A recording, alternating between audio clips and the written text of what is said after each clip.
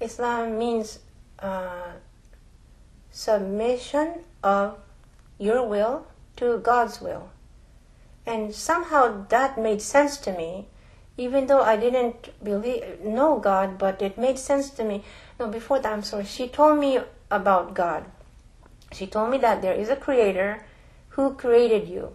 And somehow she made me think that I'm crazy not to believe that there is a creator. She told me, look around, all that you see, the perfection of the world, and even in your own self, your body. Look at your hand, how you move your hand. Look at how you breathe. This is not by coincidence, by accident. There could either be a creator or that everything was an accident. And to think that everything was an accident, you must be crazy. So I thought, yeah, okay, makes sense. So there is this being that we must submit ourselves to. And to me, it did make sense right away. And I accepted it. Yes. Meaning you became a Muslim at this time? I became a Muslim over the phone. I couldn't deny anything. I couldn't object to anything she was saying. Mm-hmm.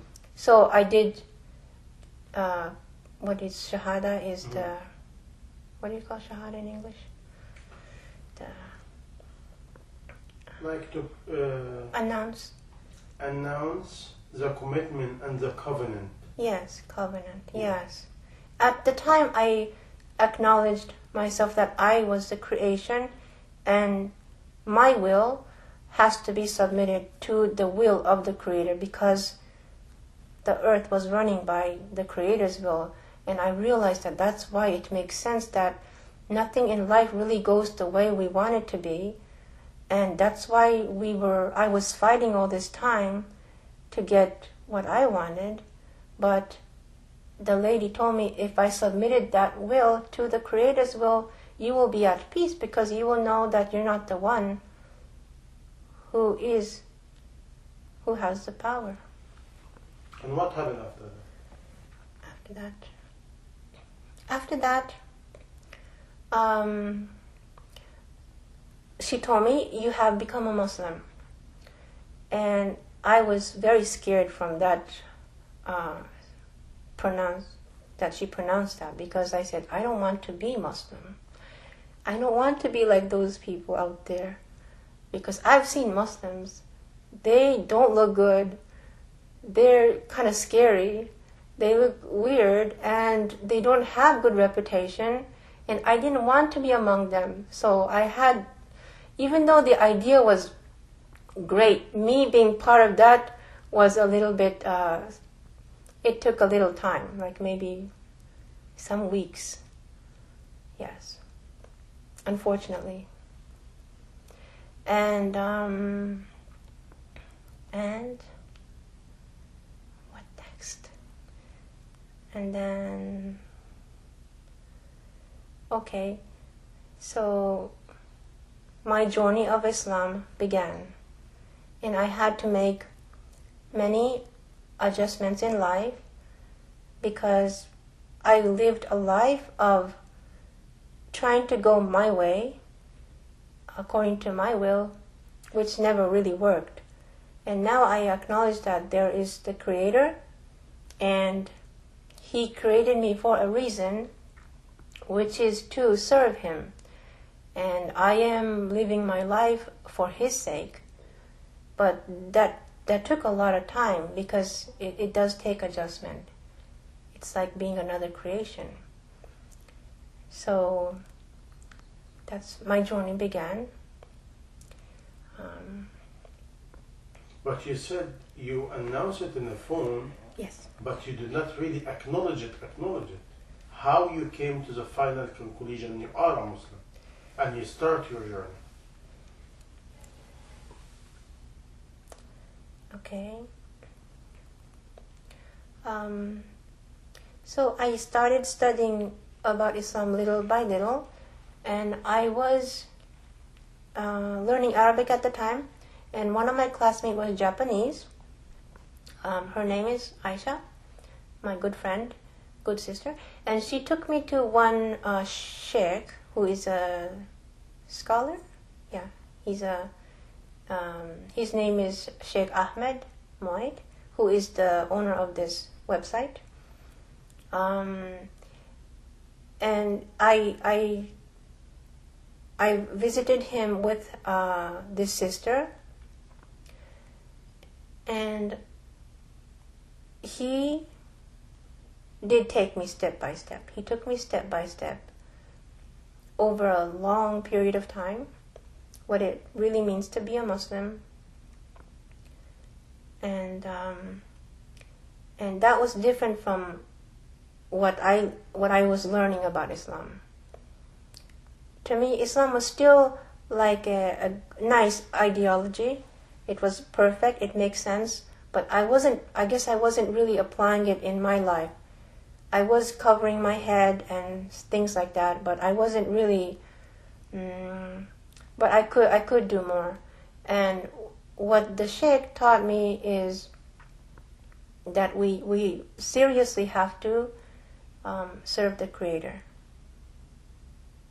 And that made things easier for me because it takes off all the extra things. I was trying to have still this and that at the same time.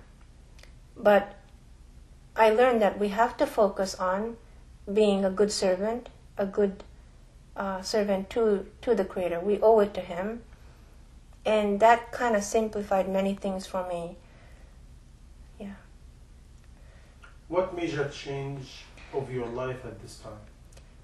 Major change. Okay, I divorced my first husband. I realized that he had his life, his goal was not the same as mine. My goal, according to Islam, is in the hereafter. We know for a fact that there is no life in this life. We cannot get anything we want, and even if we did get what we wanted, it's not going to last, and nothing is going to last. So I turned my focus towards the hereafter. So then I couldn't live together because we had completely different goals. So it was a friendly divorce. We were both happy about our ways, and I do hope that Allah guides him as well. But I went my way. Why you choose it this way? It was rather easy, but because I put things in a scale. Everything I put it on the scale before I made the transition. For example, my clothing. I used to like to look nice, show off skins and legs and this and that. But God does not like that. So I said, even if I like it for a few moments, it's really not worth it. It doesn't last. It's just it's an illusion. It makes you feel good like momentarily, but it's really just it's a deception, I thought, and it wasn't worth it. So I started covering my body, which made me very happy, and a lot of things like that, as well as my husband too. I put him on the scale, and it really wasn't.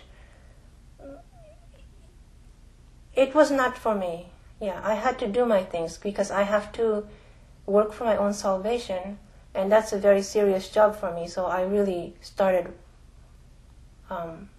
moving on. Meaning you sacrifice your marriage for your journey?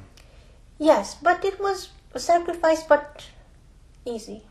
Okay. Yes. Easy is from the Creator. Yeah. But it is a sacrifice. Okay. Because you choose Yes. to leave this marriage. Yes. For Yes, something it different. was rather, now that I think about it, it was comfortable, so it was a sacrifice because living alone was not easy. I had to struggle for income and apartment and a lot of things, but it was still, I had to do it, and I really, from my heart, I wanted to do it, what was right. So. Because a lot of girls at this time, they cannot get it. They will never allow the marriage to go. Mm-hmm. Because the attachment of a man. Mm-hmm. How you came about that? Okay. Because I realized the attachment to the man, you cannot really attach yourself to a man. A man is going. He has his way. He's going to the grave by himself, and I'm going to the grave by myself. And I am my own being.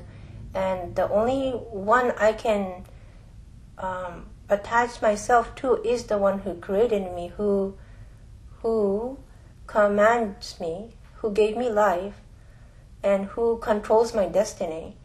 And it was not the man. And he was just like me, a creation. And he was just as powerless as I was.